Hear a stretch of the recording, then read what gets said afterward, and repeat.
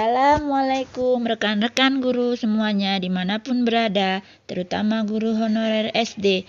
Balik lagi di sini di channel Indahnya Berbagi dengan saya, Bu Wiwin.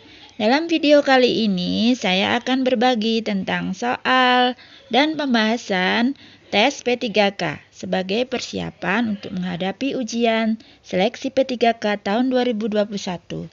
Adapun yang akan saya share kali ini adalah materi tes kompetensi teknis untuk guru SD yang meliputi kompetensi pedagogik dan profesional mata pelajaran bahasa Indonesia.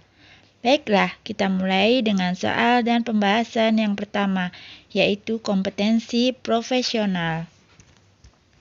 Soal pertama, status sosial dan latar belakang budaya yang berbeda dari setiap anggota masyarakat memunculkan adanya idiolek, dialek, dan ragam bahasa. Hal ini menunjukkan bahwa bahasa itu bersifat A. konvensional, B. unik, C. dinamis, D. bervariasi, E. produktif. Jawabannya kira-kira apa ya? Jawaban yang betul adalah D. bervariasi. Pembahasannya bahwa setiap anggota masyarakat suatu bahasa biasanya terdiri dari berbagai status sosial dan latar belakang budaya yang tidak sama sehingga bahasa yang digunakan menjadi bervariasi. Ada 3 istilah dalam bervariasi, yaitu 1. idiolek, yaitu ragam bahasa yang bersifat perorangan.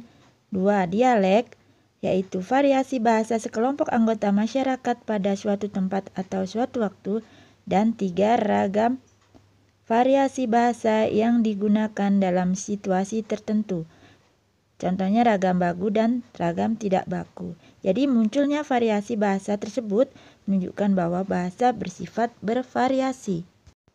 Soal nomor 2. Seorang penyair memilih kata-kata tertentu sesuai dengan maksud dan perasaan yang ingin disampaikannya ketika menulis puisi. Fungsi bahasa yang digunakan oleh penyair tersebut adalah A. fungsi ekspresi, B.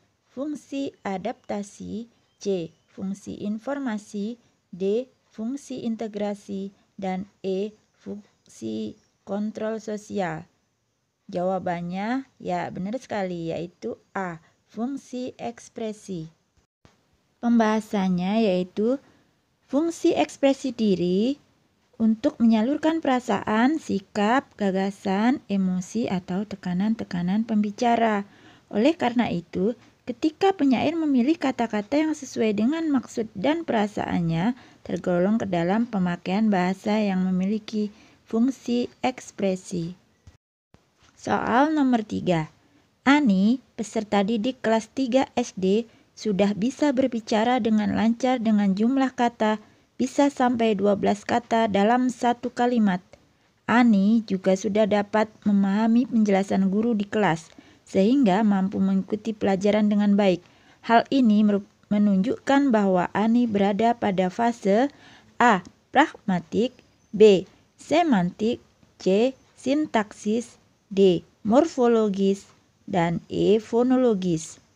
Dan jawabannya yang betul adalah B. fase semantik. Pembahasan, kita bisa melihat ya tabel fase pemerolehan bahasa anak sebagai berikut. Pada fase semantik terjadi pada umur 7-11 tahun, yaitu anak dapat membedakan kata sebagai simbol dan memahami konsep yang terkandung dalam kata. Ani, anak berusia 9 tahun, sudah dapat berbicara dengan lancar dengan jumlah kata bisa sampai 12 kata dalam satu kalimat, juga dapat memahami konsep yang terkandung dalam kata-kata yang disampaikan guru. Oleh karena itu, Ani berada pada fase semantik. Soal keempat. Kata nyanyian terdiri atas A. 8 fonem, B. 6 fonem, C.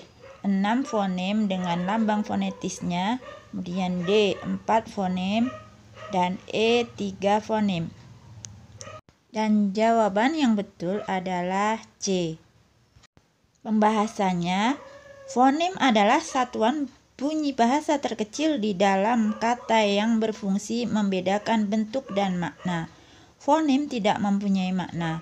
Yang mempunyai makna adalah kata yang memang berunsurkan fonem-fonem. Kita tahu bahwa fonem bahasa Indonesia terdiri dari konsonan dan vokal dengan lambang fonetisnya masing-masing. Huruf NY dilambangkan dengan N ada garis di atasnya. Jadi kata nyanyian di atas itu terdiri dari 6 fonem, yaitu NY yang ditulis dengan N di atas ada garis, kemudian A juga kembali N, Y yang ditulis N di atasnya ada garis, kemudian I, A, dan N. Soal nomor 5. Pemenggalan kata transmigrasi yang paling tepat adalah A. Transmigrasi, B. Transmigrasi, C. Transmigrasi, D. Transmigrasi, dan E. Transmigrasi. Dan jawaban yang betul adalah C. Transmigrasi. Pembahasan. Kata dalam bahasa Indonesia dibentuk dari gabungan bermacam-macam suku kata. Dalam bahasa Indonesia, struktur suku kata yang membentuk kosakata terdiri atas 11 macam, dari nomor 1 sampai 11. Transmigrasi berasal dari kata trans dan migrasi. Jika trans diikuti bentuk bebas, pemenggalannya dilakukan dengan memisahkan trans sebagai bentuk utuh dan bagian lainnya dipenggal sebagai kata dasar. Kata transmigrasi mempunyai struktur suku kata trans itu sesuai dengan nomor 11, kemudian mig sesuai dengan nomor 4, kemudian ra dan si sesuai dengan nomor 3. Soal nomor 6. Seekor anak gajah terperangkap dalam lubang yang sangat besar. Kata yang mengandung morfem terikat pada kalimat di atas adalah A. Seekor dan gajah, B. Anak dan terperangkap, C. Terperangkap dan lubang, D. Seekor dan terperangkap, dan E. Lubang dan besar. Dan jawaban yang betul adalah D. Seekor dan terperangkap. Pembahasan. Morfem terikat adalah morfem yang tidak mempunyai potensi untuk berdiri sendiri dan selalu terikat dengan morfem lain untuk membentuk suatu ujaran. Contoh, me, ber, di, dan lain-lain. Berdasarkan tempat terikatnya, morfem terikat dapat dibagi menjadi 4 jenis, yaitu awalan atau prefiks, sisipan atau infiks, akhiran atau sufiks, dan gabungan awalan akhiran atau konfiks. Kata-kata yang mengandung morfem terikat pada kalimat seekor anak gajah terperangkap dalam lubang yang sangat besar dapat diidentifikasikan dari kata-kata yang mengandung imbuhan, yaitu seekor dan terperangkap. Kita lanjut soal nomor 7. Proses pembentukan kata pertanggungjawaban berasal dari A. Tanggung jawab ditambah peran, B. Pertanggung ditambah jawaban, C. Pertanggung ditambah jawab ditambah akhiran an, D. Per ditambah tanggung ditambah jawaban, dan E. Per ditambah tanggung ditambah jawab ditambah akhiran an. Jawaban yang tepat adalah A. Tanggung jawab ditambah konfiks peran. Pembahasan. Proses pembentukan kata pertanggungjawaban berasal dari kata majemuk tanggung jawab sebagai bentuk dasar dan konfiks peran. Soal nomor 8. Kata-kata berikut yang bukan kata sifat adalah A. Cemerlang, B. Pahit, C. Telantar, D. Rata, E. Sakit. Kira-kira jawabannya apa ya? Nah, jawaban yang betul adalah C. Telantar. Pembahasan.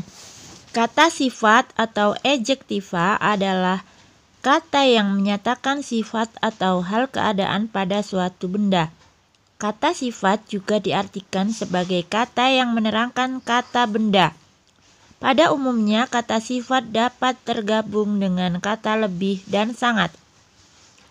Kata yang tidak bisa digabung dengan kata lebih dan sangat adalah kata telantar, karena telantar termasuk kata kerja. Jadi jawabannya adalah C, telantar. Soal berikutnya. Kelompok kata di bawah ini yang merupakan frasa adalah A. Ayahku pergi, B. Bapakku guru, C. Sepatu baru, D. Aldo mahasiswa, dan E. Adik menangis. Dan jawaban yang betul sebagai frasa adalah C. Sepatu baru. Pembahasan. Satuan sintaksis yang lebih besar dari kata adalah frasa. Frasa adalah satuan gramatikal yang terdiri dari dua kata atau lebih yang tidak berciri klausa atau tidak memiliki ciri predikat dan pada umumnya menjadi pembentuk klausa. Seperti halnya dengan kata, frasa memiliki potensi untuk berdiri sendiri menjadi kalimat. Soal nomor 10. Mantan pejabat itu duduk di meja hijau untuk mempertanggungjawabkan perbuatannya. Meja hijau pada kalimat di atas bermakna A. Denotatif, B. Konotatif, C. Leksikal, D. Gramatikal, dan E. Asosiatif. Jawaban yang betul adalah B. Konotatif. Pembahasan. Makna denotatif adalah makna dasar, umum, apa adanya, dan tidak mencampuri nilai rasa. Sedangkan makna konotatif adalah makna yang berupa kiasan atau yang disertai nilai rasa dan kriteria tambahan yang dikenakan pada makna konseptual. Makna leksikal adalah makna kata yang seperti dalam kamus. Makna gramatikal adalah makna yang diperoleh dari hasil peristiwa tata bahasa. Sedangkan makna asosiatif adalah makna yang dihubungkan dengan nalar di luar bahasa. Jadi meja hijau di atas berarti di persidangan, bukan mejanya yang hijau. Soal nomor 11. Penggunaan ejaan yang tidak tepat pada kalimat di bawah ini adalah A. Ibu menasihati adik, hati-hati di jalan. B. Kek, saya sudah menyampaikan pesan ini kepada nenek. C. Di mana rumahmu? Tanya Jani. D. Gubernur Papua Barat mengunjungi para pengungsi. Dan E. Kakak Kinan membeli jeruk bali di pasar. Dan jawaban yang betul adalah C. Di mana rumahmu, tanya Jani. Pembahasan. Penggunaan ejaan mencakup sistem pemakaian huruf, penulisan kata, pemakaian tanda baca, dan penulisan unsur serapan. Penulisan kalimat yang salah dalam kunci jawaban adalah di mana rumahmu, tanya Jani. Di situ penulisan di mana tidak tepat karena preposisi ditulis rangkai, seharusnya dipisah. Lanjut nomor 12. Pernyataan di bawah ini yang menunjukkan perbedaan menyimak dan membaca adalah A. Membaca membutuhkan sumber bahan tulisan, sedangkan menyimak membutuhkan sumber lisan. B. Menyimak bersifat reseptif, sedangkan membaca bersifat produktif. C. Menyimak adalah kegiatan yang disengaja, membaca adalah kegiatan yang tidak disengaja. D. Menyimak bertujuan untuk memahami secara mendalam, sedangkan membaca hanya sekedar memahami. E. Membaca dilakukan dengan bersuara, sedangkan menyimak tidak bersuara. Jawaban yang tepat adalah A. Membaca membutuhkan sumber bahan tulisan, sedangkan menyimak membutuhkan sumber lisan. Pembahasan. Jadi kita bisa lihat di sini ya. Jadi menyimak adalah suatu proses kegiatan mendengarkan lambang-lambang lisan dengan penuh perhatian, pemahaman, apresiasi, serta interpretasi untuk memperoleh informasi, menangkap isi atau pesan, serta memahami makna komunikasi yang telah disampaikan oleh pembicara. Sedangkan membaca merupakan suatu kegiatan atau proses kognitif yang berusaha untuk menemukan berbagai informasi yang terdapat dalam tulisan. Nah, disinilah penekanannya. Kalau membaca membutuhkan sumber tulis secara tertulis, sedangkan menyimak membutuhkan sumber lisan. Kita ke soal nomor 13. Bacalah kalimat-kalimat berikut. 1. Kerjasama antara kedua alat gerak tersebut membentuk suatu sistem yang disebut sistem gerak. 2. Dengan demikian, organ gerak pada hewan dan manusia dapat dikatakan memiliki kesamaan. 3. Alat-alat gerak yang digunakan pada manusia dan hewan ada dua macam, yaitu alat gerak pasif berupa tulang dan alat gerak aktif berupa otot. 4. Kedua alat gerak ini akan bekerja sama dalam melakukan pergerakan. Urutan kalimat yang padu adalah A. 1, 2, 3, 4, B. 4, 3, 2, 1, C. 3, 1, 4, 2, D. 3, 4, 1, 2, dan E. 1, 3, 4, 2. Dan jawaban yang betul adalah D.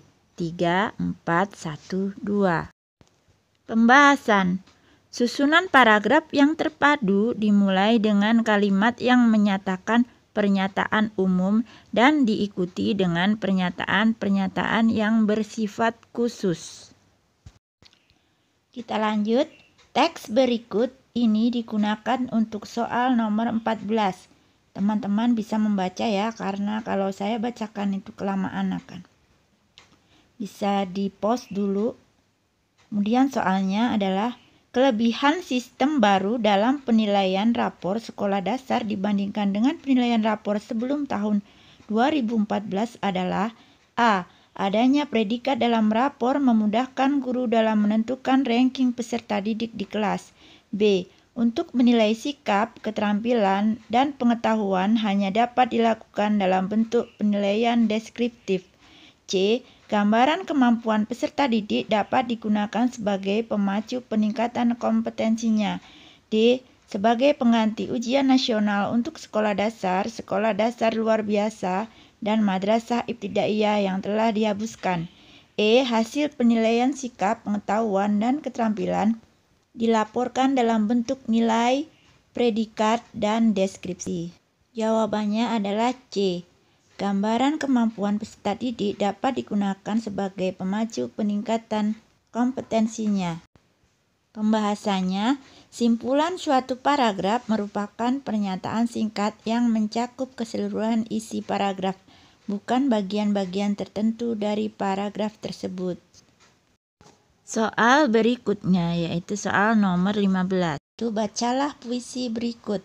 Nah, teman-teman bisa membaca ya puisinya di dalam hati. Kemudian setelah membaca, puisi di atas bertemakan tentang A. Pendidikan, B. Ilmu, C. Guru, D. Motivasi, E. Cita-cita. Dan jawaban yang betul adalah A. Pendidikan. Pembahasan. Tema suatu puisi merupakan pokok pikiran yang mencakup keseluruhan isi puisi. Puisi di atas menggambarkan seseorang yang sangat bersemangat untuk bersekolah dan mencari ilmu untuk mencapai cita-cita. Menjadi guru agar dapat berbagi ilmu. Secara umum, tema puisi Guruku Pahlawanku adalah pendidikan. Kita lanjut ke soal terakhir yaitu untuk kompetensi profesional yaitu nomor 16. Bacalah cerita berikut. Nah, teman-teman bisa membaca ya di dalam hati karena kalau saya bacakan akan memakan waktu yang lama.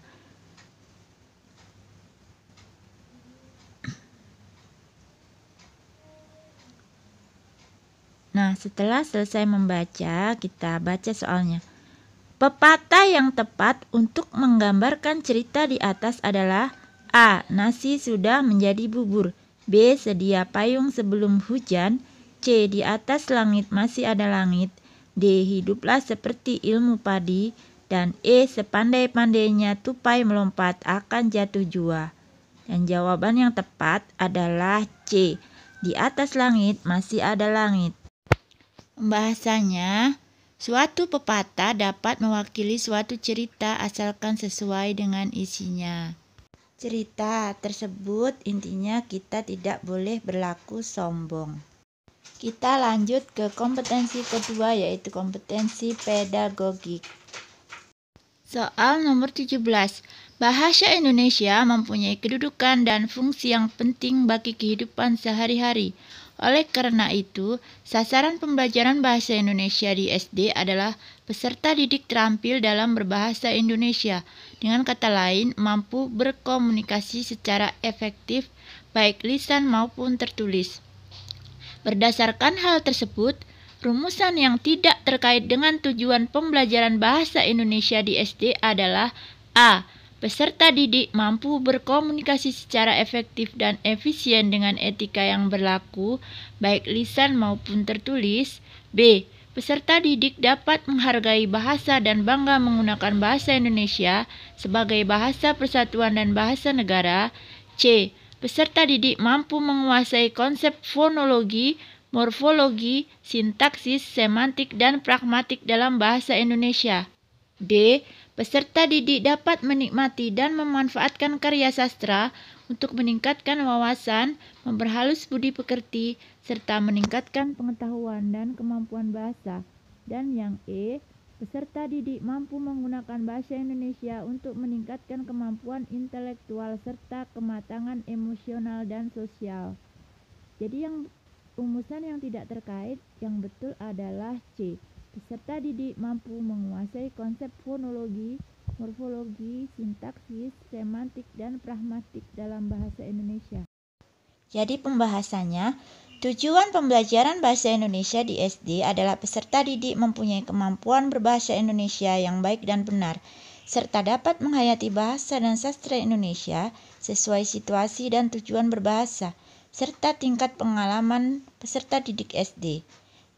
Jadi, dari tujuan tersebut jelas tergambar fungsi pembelajaran bahasa Indonesia di SD adalah wadah untuk mengembangkan kemampuan peserta didik dalam menggunakan bahasa sesuai dengan fungsi bahasa, yaitu sebagai alat komunikasi. Lulusan SD diharapkan dapat berkomunikasi dan berinteraksi dengan baik di lingkungan. Konsep-konsep dan teori kebahasaan seperti fonologi, semantik, dan lain-lain belum dapat diberikan untuk peserta didik usia SD. Soal nomor 18. Bahasa mempunyai peranan penting dalam perkembangan intelektual, sosial, dan emosional.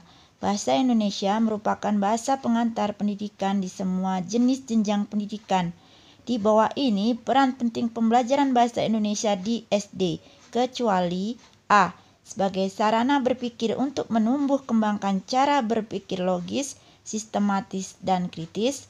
B. Sebagai sarana mempercepat penguasaan ilmu pengetahuan dan teknologi.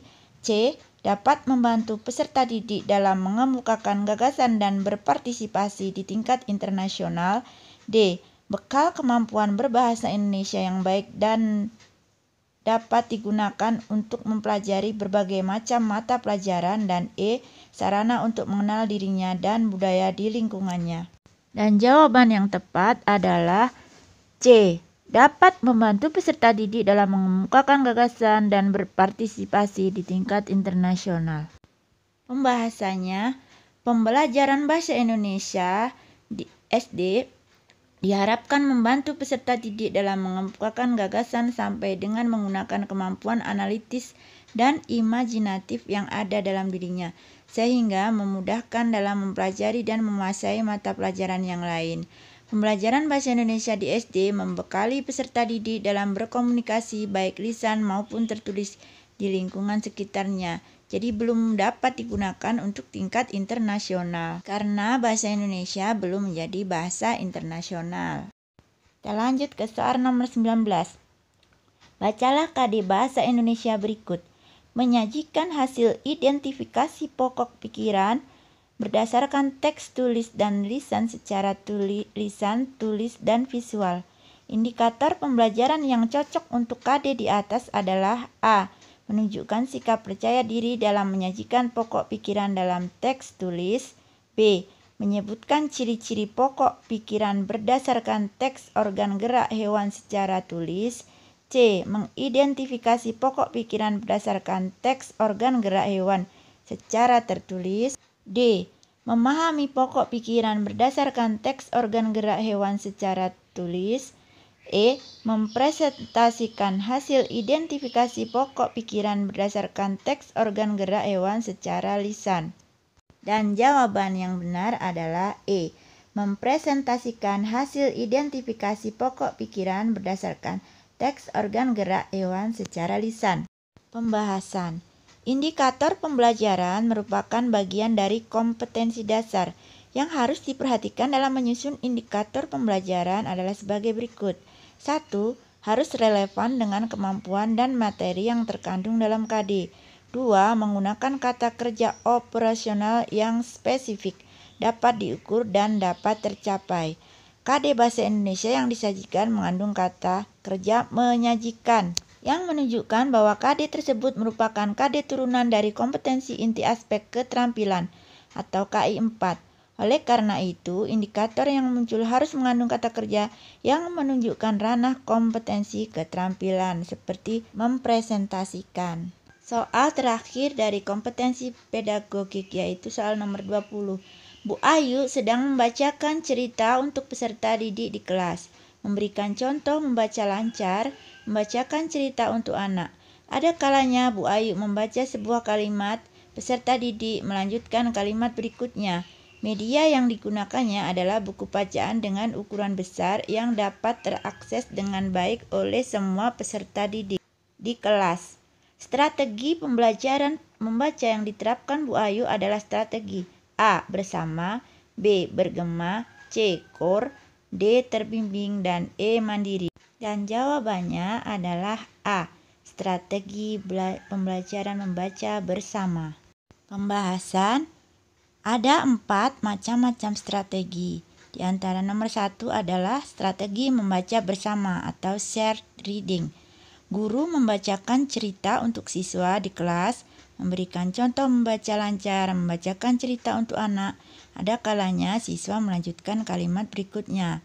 Dan ini adalah sesuai dengan strategi pembelajaran yang dilakukan oleh Bu Ayu pada soal nomor 20. Demikianlah teman-teman guru honorer, khususnya guru honorer SD, sharing saya tentang soal dan pembahasan tes P3K tahun 2021. Semoga bermanfaat dan bisa menjadi referensi teman-teman untuk belajar guna mempersiapkan diri menghadapi tes P3K nanti. Jangan lupa klik like, subscribe, komen, dan juga share. Dan jangan lupa juga klik loncengnya supaya tidak ketinggalan video-video berikutnya. Terima kasih. Sampai jumpa pada video berikutnya dan wassalamualaikum warahmatullahi wabarakatuh.